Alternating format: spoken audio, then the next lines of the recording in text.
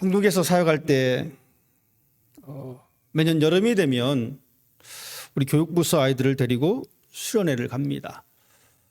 제가 청년부를 담당하고 있었을 때입니다. 청년들과 함께 여름 수련회를 아주 먼 곳으로 갔습니다. 남쪽 섬 지역으로 갔습니다. 제가 있었던 곳은 서울입니다. 서울에서부터 땅끝까지 가고 거기서 또 다시 배를 타고 섬으로 들어갔습니다. 그런데 여름이면 우리가 알다시피 매년 여름이 되면 한국에는 태풍이 올라옵니다. 마침 그 주간이 태풍이 예고되어 온 주간이었습니다. 도착한 섬에 자리를 풀고 바람이 불기 시작하는데 바람이 조금씩 점점 세집니다. 저 멀리서 구름도 보이고 바람이 얼마나 센지 알고 싶었습니다. 그래서 언덕에 올라갔습니다. 그런데 바람이 불기 시작하는데 이 서 있기조차 힘들 정도의 바람이 불어 닥칩니다. 균형을 잡으려면 자세를 낮출 수밖에 없었습니다. 그냥 서 있었으면 제가 건장한 30대였지만 바람이 밀려서 뒤로 계속해서 밀리는 현상을 경험했습니다. 그래서 저는 몸을 낮추려고 밀려나지 않으려고 몸을 낮추었고 근처에 있는 돌뿌리를 잡았습니다. 그렇게 무서운 바람은 처음 경험했습니다. 제가 섬 가운데 있었지만 그 태풍은 저에게 공포를 주기에 충분했습니다. 결국 몇 분을 버티지 못하고 슬금슬금 거의 기어서 그 언덕에서 내려왔습니다. 만약에 이런 태풍을 바다에서 만난다면 아마도 그때 당시 느꼈던 그 공포보다 더 많은 공포를 느꼈을 것입니다. 제가 그때는 육지에 있으니까 땅 위에 발을 딛고 있으니까 뭐 튀어나온 돌뿌리라도 잡았지만 만약에 그것이 땅이 아닌 바다 한가운데였다라면은 그냥 높은 파도를 맞을 수밖에 없습니다. 심하면 파도에 쓸려 나갈 수밖에 없습니다. 달리 할 수 있는 것은 아무것도 없습니다. 태풍이나 풍랑을 만난다는 것은 좋은 일이 아닙니다.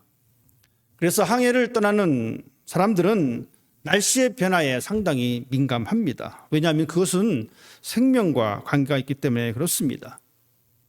지금이야 과학이 발달돼서 기상 레이더를 보면서 항해를 하거나 변경하거나 포기할 수도 있지만 옛날에는 그런 도구가 없었습니다. 단지 경험으로 날씨를 예측하고 항해할 수밖에 없었습니다. 그러다 보니 갑자기 만나는 태풍에는 속수무책일 수밖에 없습니다. 오늘 우리가 읽은 성경의 본문도 갑자기 등장한 폭풍행을 경험한 제자들의 모습을 보여주고 있습니다. 예수님께서 하루 일과를 마치시고 제자들에게 건너편으로 배를 타고 가자라고 말씀하셨습니다. 예수님은 제자들과 함께 배를 탔고 다른 제자들도 동행했습니다. 예수님의 말씀을 들었던 그 시간에 같이 있었던 수많은 사람들도 함께 있었습니다. 본문에 보면 다른 배들도 그 배를 따라갔다라고 기록하고 있습니다. 어쩌면 예수님께서 말씀하신 것에 대한 더 알고 싶은 마음에 따라갔을 수도 있고요.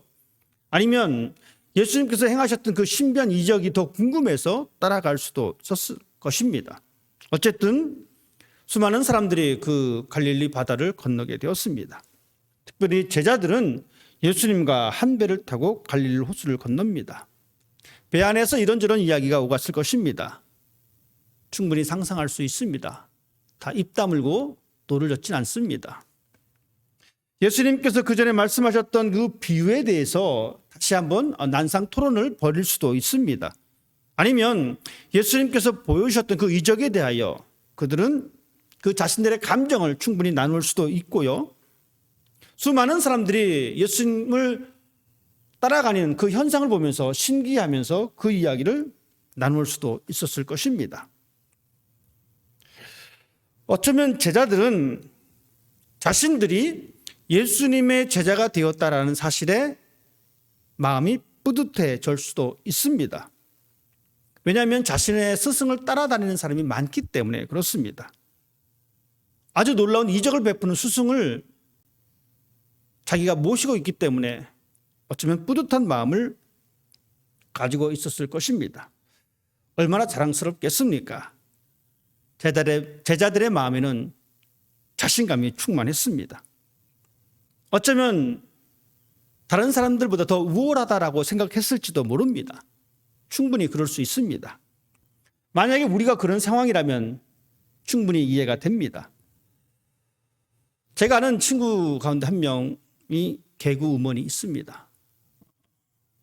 조금 유명했다가 사라져 버렸지만 만약에 내 친구가 정말 아주 유명한 친구라면 같이 길을 걸으면 사람들이 그 친구를 알아봅니다. 그러면서 힐끗힐끗 쳐다보기도 합니다. 어떤 사람은 다가와서 사진을 찍자라고 하던가 사인을 요청하기도 합니다. 그런 모습을 옆에서 보고 있다라면 여러분 어떻습니까? 괜히 내 마음이 뿌듯해집니다. 내 자녀가 좋은 대학에 전액 장학금을 받고 들어갑니다. 어떻습니까? 어깨에 힘이 들어갑니다. 나의 부모가 재산이 많습니다. 괜히 목소리에 힘이 실립니다. 여러분 이것이 사람의 당연한 모습인 것 같습니다. 제자들은 힘차게 노를 저어서 건너편으로 가고 있습니다. 예수님은 배 뒤에서 머리에 베개를 맞추고 잠이 들었습니다. 처음에 바람이 불기 시작합니다. 그러니까 제자들은 좋았을 것입니다. 힘들이지 않고 이 배를 저을 수 있겠구나. 왜냐하면 제자들은 그런 바람을 충분히 경험했습니다. 그리고 그 바람을 이용할 줄 아는 사람입니다. 그런데 그 바람이 심상치 않습니다. 바람이 점점 거세지더니 아주 난폭한 바람이 되었습니다. 오늘 본문에는 그것을 광풍이라고 표현하고 있습니다. 여러분 광풍은 어떤 바람이냐면 미친 듯이 휘몰아치는 바람입니다. 이런 바람은 육지에 있어도 두려울 수밖에 없습니다. 토네이도 경보가 울립니다. 멀찌감이 토네이도 그것을 보면 얼마나 무섭습니까? 그 현상입니다. 그런데 점점 날도 어두워집니다. 우리가 밤에 두려움을 느끼는 것은 주변을 볼 수 없기 때문입니다. 그래서 더 밤에 두려움을 느낍니다. 갈릴리 지역 이 호수에는 돌풍이 자주 일어나는 지역입니다. 왜냐하면 이 갈릴리 호수가 낮은 곳에 한 200m 정도 차이 나는 낮은 곳에 위치해 있기 때문에 그렇습니다. 그러다 보니까 이 주변의 산들이 있고 그 고원에서 바람이 찬 공기가 내려옵니다. 뜨거운 공기가 만나서 돌풍을 일으키는 곳이 바로 갈릴리 지역입니다. 이런 지형적인 위치 때문에 갈릴리 호수는 돌풍이 자주 일어났고 오늘 제자들은 마침 그 시간에 그 광풍에 휩싸이게 되었습니다. 바람에 부딪힌 물들이 배 안으로 들어오기 시작합니다. 처음에는 그냥 그 배 안에 들어온 물을 퍼냈겠죠. 그런데 제자들의 노력이 한계가 다다를 정도로 미친 듯이 바람이 불어오고 감당할 수 없는 물들이 그 배 안에 차기 시작합니다. 그동안 갈릴리 호수에서 잔뼈가 굵은 사람들이었지만 오늘 경험하는 이런 거대한 바람 앞에서는 그동안 그들의 경험도 아무 소용이 없어졌습니다. 이 배는 더 이상 안전한 장소가 될 수 없었습니다. 바람에 흔들리는 배처럼 제자들의 마음도 흔들리기 시작합니다. 파도가 높으면 높아질수록 두려움의 강도는 점점 높아집니다. 미친 듯이 몰아치는 광풍 앞에 제자들은 그 해결 방법을 찾을 수가 없었습니다. 흔히들 인생을 바다에 비유합니다. 그만큼 우리의 인생은 변화무쌍합니다. 예상하기 힘든 일들이 종종 발생합니다. 거대한 바람과 파도를 만나기도 합니다. 이런 인생을 살아가는 우리를 작은 배에 비유하기도 합니다. 우리는 바다라고 하는 이 거대한 세상을 향해서 나아가는 작은 배입니다. 인생이라는 거대한 바다 위에 우리는 거칠고 사나운 파도와 싸워야 합니다. 그리고 그 파도와 바람을 이겨내야 합니다. 우리가 만나는 광풍은 만나고 싶지 않은 불청객입니다. 왜냐하면 그 불청객이 내 삶을 파괴하고 우리의 가정을 파괴하기 때문에 그렇습니다. 물론 살아오면서 그동안 나와 내 가정에 그리고 내 직장에서 사업체에서 일어난 여러 가지 어려운 상황들을 극복하면서 해결했습니다. 그런 시간들이 점점 쌓이면서 많은 노하우도 생겨났습니다. 어떻게 해야지 극복할 수 있는지도 체득했습니다. 그렇게 작은 어려움들을 인내하면서 견뎌왔습니다. 그럭저럭 잘 버텨왔습니다. 때로는 외면하기도 하고 때로는 무시하기도 하면서 지내왔습니다. 조금만 버티면 이 바람은 지나갈 것이다 라고 스스로 위안을 하면서 그렇게 살아왔습니다. 그런데 이번에는 과거에 경험해보지 못했던 광풍이 불어 닥쳤습니다. 이번에는 이전에 사용했던 그 방법들이 소용없는 것을 깨닫습니다. 더 이상 버틸 여력도 사라졌습니다. 아무리 생각해도 해결책을 찾을 수 없게 되었습니다. 광풍이 불어 배가 파손될 정도의 사건은 구약 성경에도 등장합니다. 요나입니다. 요나도 배를 타고 먼 곳으로 이동을 했습니다. 그가 먼 곳으로 이동한 것은 하나님의 말씀에 순종하지 않은 행동이었습니다. 하나님께서 주신 그 사명을 감당하기 싫어서 도망가는 사람입니다. 그 역시 파도가 치는 혼란한 상황 가운데 배의 가장 깊은 곳에 들어가 잠이 들었습니다. 선원들과 사람들은 살려고 자신이 가지고 있었던 모든 짐을 던져버리고 아우성을 치고 있음에도 불구하고 여전히 그 파도는 멈추지 않았습니다. 선원들은 잠자고 있는 요나를 깨웁니다. 깨우면서 그렇게 말합니다. 당신이 섬기는 신에게 기도하라. 요나는 이 거대한 파도, 거센 파도는 자신의 죄 때문이라고 하면서 자신을 바다에 던지라고 말을 했습니다. 제자들이 역시 광풍을 만났습니다. 그들 역시 자신의 노력으로 벗어나려고 했지만 아무런 소용이 없었습니다.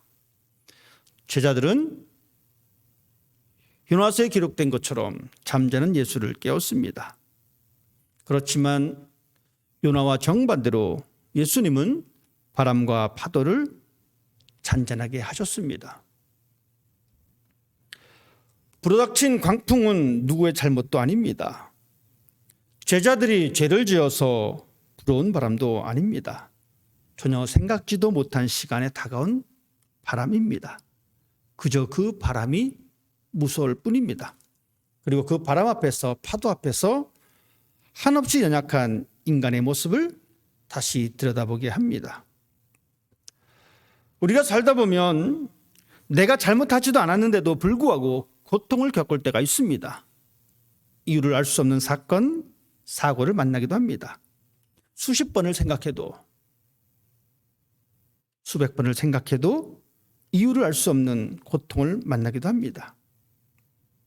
이유가 무엇인지 알 수는 없지만 지금 이 순간 내가 고통을 받고 있고 내 자녀가 고통을 받고 있고 내 사랑하는 사람들이 고통 속에서 신음하고 있습니다. 단지 희망하는 것은, 단지 기대하는 것은 이 두려움의 고통의 순간들이 속히 벗어나기를 바랄 뿐입니다. 아는 만큼 무섭습니다. 가난을 아는 사람은 가난에 대한 두려움이 있습니다. 그래서 악착같이 돈을 모으려고 합니다. 갈증에 대한 두려움을 느낀 사람은 자신의 물을 더 아낍니다. 왜냐하면 그만큼 갈증이 주는 그 고통을 알고 있기 때문에 그렇습니다. 제자들이 그랬습니다. 제자들은 이 갈릴리 호수에서 잔뼈가 굵은 사람입니다. 호수에서 부는 바람의 무서움을 알고 있습니다. 알기에 더 큰 두려움을 가지고 있습니다. 그래서 그들의 두려움은 결국 배 뒤편에서 잠을 자고 있는 예수님에게 향합니다. 예수님을 깨웁니다. 선생님, 우리가 죽게 된 것을 돌보지 아니하십나이까? 한 가지 이상한 점이 있습니다. 갈릴리 호수를 가장 잘 알고 있는 사람은 제자들입니다. 이런 상황 속에서 제자들의 행동이 이상합니다. 왜냐하면 제자들은 그 바람을 알고 배를 알고 있기 때문입니다. 오히려 당황해야 할 사람은 제자들이 아니라 예수님입니다. 만약에 그 자리에 있었다면 이렇게 말을 할 것 같습니다. 잠자는 선생님을 깨웁니다. 잠자는 예수님을 깨웁니다. 왜냐하면 바람이 심상치 않기 때문에 그렇습니다. 평소에 경험했던 바람과 다르기 때문에 그렇습니다. 그들은 선생님을 깨웁니다. 선생님, 일어나십시오. 이번 바람은 심상치 않습니다. 그만 주무시고 일어나셔야 합니다. 하지만 너무 걱정하지 마십시오. 저희들이 잘 해결해 보겠습니다. 이런 태도가 맞을 것 같습니다. 좀 더 쉽게 생각하면 이렇습니다. 지금 이 자리에 여러분 중에 한 사람이 크게 다쳤다라고 생각해 보십시다. 어떤 사람이 다리가 부러졌습니다. 그러면 우리는 당황스럽습니다. 어떻게 해야 될지 몰라서 안절부절합니다. 저라면 그런 상황이라면 해결할 수 있는 방법이 없습니다. 그런데 마치 우리 교인 중에 침을 놓는 장로님이 계십니다. 그리고 소방대원 집사님도 계십니다. 그러면 어떻게 합니까? 먼저 그분들의 지시를 따라야 합니다. 왜냐하면 그분이 지금 찬 것을 대야 할지 뜨거운 것을 대야 할지 어디를 어떻게 해야 될지 잘 알고 있기 때문에 그렇습니다. 그래서 합당한 응급처치를 합니다. 그런데 한 사람은 이렇게 피가 나서 아파서 힘들고 있는데 저에게 와서 이게 교회에서 일어난 일이니까 나보고 어떻게 해야 되냐라고 묻는다면 저 역시 당황스럽습니다.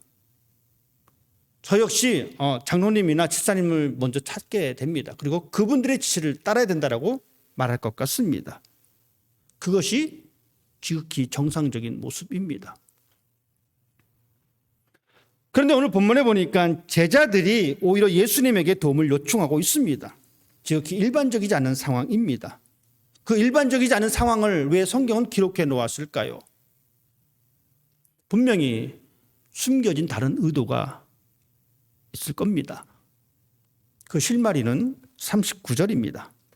예수님께서 그렇게 말씀하셨습니다. 예수께서 깨어 바람을 꾸짖으시며 바다에게 이르시되 잠잠하라 고요하라 하시니 바람이 그치고 아주 잔잔하여지더라. 마가복음을 기록한 여러분 마가의 의도는 예수님께서 자연의 능력까지 제어할 수 있는 능력의 분이라는 것을 알려주고 싶었습니다. 성경에 등장하는 기적들이 그 사실을 증명하고 있습니다. 하나님의 구원 능력이 예수님에게도 있다라는 사실을 알려주고 싶었습니다. 유대인들은 어떤 생각을 가지고 있었냐면 자연을 다스리는 분은 하나님이다. 그리고 그 구원은 오직 하나님께만 있다라고 생각했습니다. 마가는 이 사건을 기록하면서 무엇을 이야기하고 싶었냐면 그 하나님이 바로 예수님이다. 그 구원의 능력이 예수님에게 있다. 라는 것을 알려주고 싶었습니다. 그래서 마가복음은 처음 시작할 때 이렇게 기록하고 있습니다. 하나님의 아들 예수 그리스도 복음의 시작이다. 제자들은 견딜 만큼 견뎠습니다. 더 이상 견딜 수 없는 그 상황에서 그들은 외칩니다. 선생님, 우리가 죽게 됐습니다. 우리를 살려주십시오. 이 말을 다른 말로 표현하면 우리를 구원해 주십시오. 제자들의 외침에 예수님의 응답은 이겁니다. 나는 구원자이다. 라고 하는 것을 분명히 선포하고 있습니다. 제자들이 거센 바람이라는 환경을 만났을 때 이제 자신들의 살 길은 바람과 파도에 자신의 운명을 맡기고 스스로 그것을 해결하는 것이 아니라 예수님에게 자신들을 살려달라고 애원하는 것입니다. 지금 자신들이 겪고 있는 그 환경에 대한 두려움이 그들의 마음에 자리 잡고 있었는데 그것을 우리 주님을 깨움으로 우리 주님에게 애원하고 있습니다. 복음서는 예수님이 돌아가신 이후에 한 70년 후에 쓰여진 책입니다. 그렇기 때문에 마가는 70년 후에 사람들에게 겪고 있었던 그 상황을 알고 있습니다. 그래서 그 사람들을 위해서 이 편지를 썼습니다. 그렇기 때문에 우리들은 70년도에 초대교회 교인들의 상황을 이해할 필요가 있습니다. 그들이 처해 있는 상황이 어떤 상황인지, 그들에게 어떤 위로가 필요한지 우리는 알아야 합니다. 왜냐하면 이 복음서의 1차적인 독자가 초대교회 사람이기 때문에 그렇습니다. 마가는 초대교회 성도들이 지금 두려움에 떨고 있다는 사실을 알고 있었습니다. 왜냐하면 예수 그리스도의 복음을 믿고 있는 사람들에게 엄청난 핍박과 박해가 있었기 때문입니다. 그들에게는 생명의 위협이 있었습니다. 오죽했으면 그 동네에서 그 지역에서 살지 못하고 산속으로 숨어 들어갑니다. 산속에서 숨어 들어가서 집을 짓고 살면 걸릴까 싶어서 산속에서 굴을 파고 그 안에서 살아갑니다. 그만큼 무서웠다는 겁니다. 그만큼 두려움이 그들 마음속에 있었습니다. 그런 상황이 어떤 상황이냐면 마치 갈릴리 호수에서 광풍을 만나서 어쩔 줄 몰라 하는 제자들의 상황과 같다라고 생각했습니다. 그래서 그 상황을 어떻게 이겨냈는지, 제자들이 갈릴리 호수에서 죽음의 두려움에 겪고 있을 때 그것을 어떻게 이겨냈는지 알려줌으로써 초대교회 사람들에게 새로운 위로와 소망의 메시지를 주고 싶었습니다. 제자들은 갈릴리 호수에서 미친 듯이 불어오는 바람과 파도가 무서웠습니다.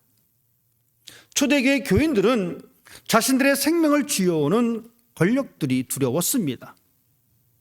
그렇다면 우리가 두려워하는 것은 무엇입니까? 진정 나를 두렵게 하는 것은 무엇입니까? 여러분은 살면서 무엇이 두렵습니까? 우리는 살면서 죽게 되었다고 아우성을 칠 때가 많습니다. 실제로 어떤 사람은 죽음과 비슷한 재난과 고난에 종종 노출되기도 합니다. 원인도 알 수 없고 이해할 수 없는 아픔을 온몸으로 받아내는 사람들이 있습니다.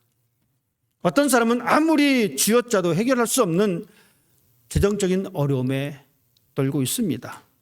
어떤 사람은 가까운 사람과의 관계가 좀처럼 개선되지 않아서 힘들어 죽겠다고 말을 하는 사람도 있습니다.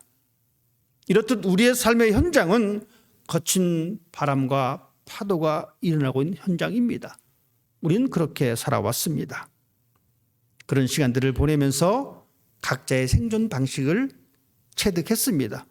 때로는 무시하기도 하고, 때로는 외면하기도 하고, 때로는 그 아픔을 가슴속에 묻어놓고 어려움을 해결해 나가는 방법, 고난을 헤쳐나가는 방법을 터득했습니다. 그런데 그 모든 방법들이 해결되지 않는 고난도 있습니다.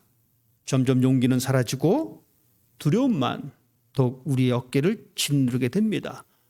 더 이상 버틸 힘도 없습니다. 마치 광풍에 불어 바다 한가운데 표류하는 아주 작은 돛담배 같은 순간이 우리 앞에 있습니다. 우리는 그런 상황에서 어떻게 해야 합니까? 이제 새로운 용기를 내야 합니다. 배 뒤편에서 잠자고 있는 예수님을 향해 걸어가야 합니다. 그리고 흔들어 깨워야 합니다. 그분을 붙잡고 나를 구원해 달라고 용기를 내야 합니다. 미친 듯이 불어오는 바람 앞에 우리가 바로 잡아야 할 것은 바로 우리를 구원해 주시는 예수 그리스도이십니다. 제자들의 외침에 예수님은 바람과 파도를 잔잔하게 해주셨습니다. 제자들이 그토록 두려워했던 그 모든 환경들이 드디어 사라졌습니다. 그리고 예수님께서 이렇게 말씀하십니다. 어찌하여 이렇게 무서워하느냐? 너희가 어찌 믿음이 없느냐?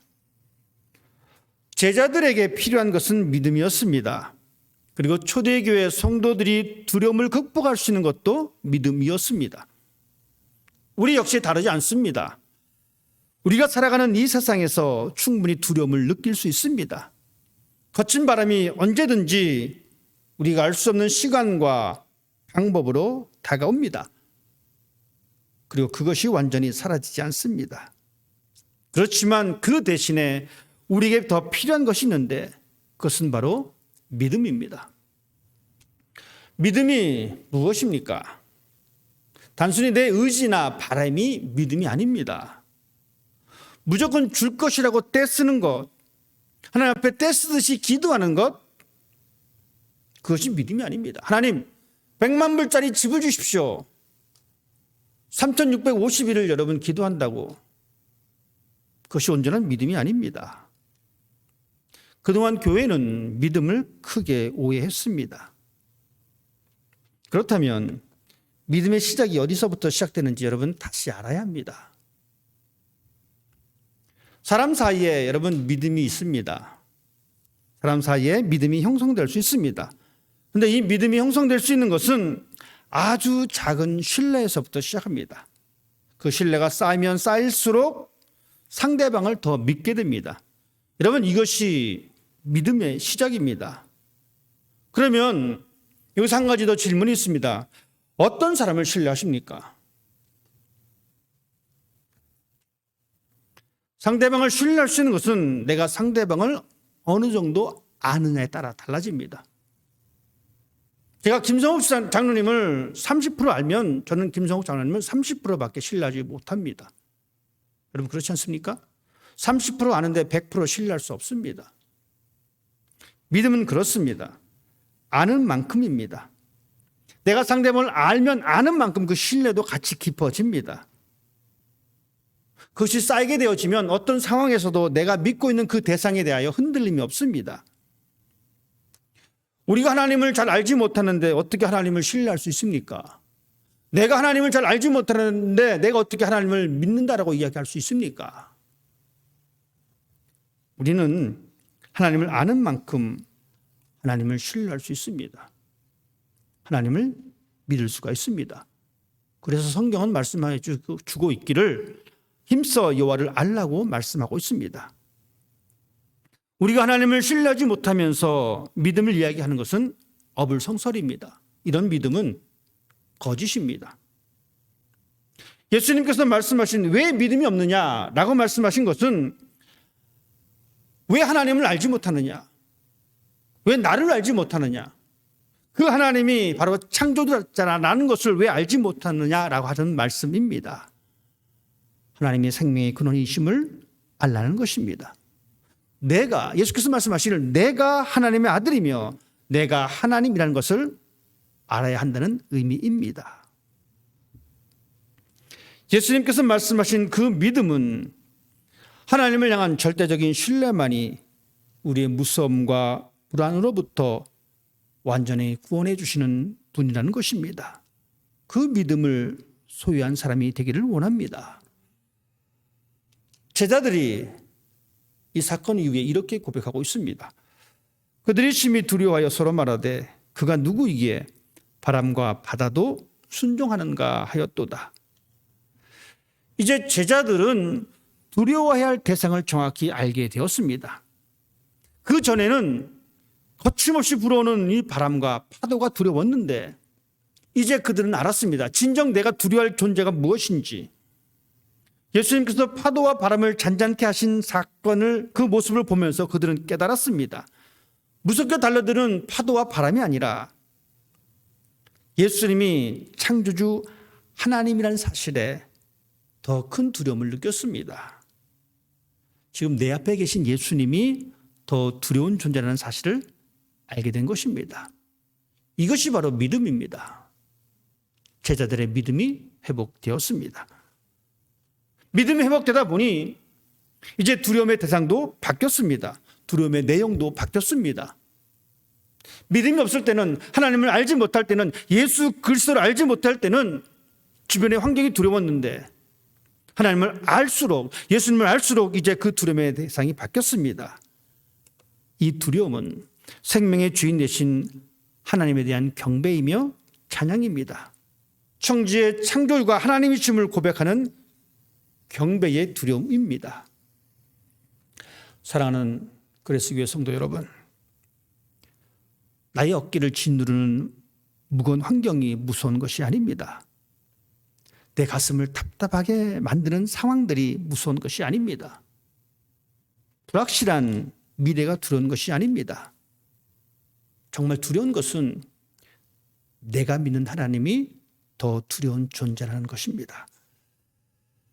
바람을 보고 파도를 보고 두려워하는 사람은 점점 자신에게 집중할 수밖에 없습니다. 그렇지만 예수님을 보고 두려워하는 사람은 점점 예수님을 바라보게 합니다. 자신에게 집중되었던 그 삶을 예수님에게 집중하는 삶으로 살아갈 수가 있게 됩니다. 예수님을 향한 두려운 마음을 가진 자마다 구원을 얻을 수가 있습니다. 이 두려움은 우리를 자유케 해 주십니다. 그래서 예수님은 그렇게 말씀하셨습니다. 진리를 알지니 진리가 너희를 자유케 하리라. 내 앞에 벌어지고 있는 광풍을 보고 파도를 보고 두려워하지 마십시다.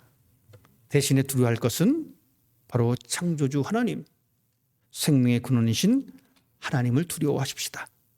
그 하나님이 우리에게 진정한 자유와 평안을 선물로 주십니다. 그 은혜를 경험하는 여러분의 삶이 되기를 주님의 이름으로 축복합니다. 기도하겠습니다.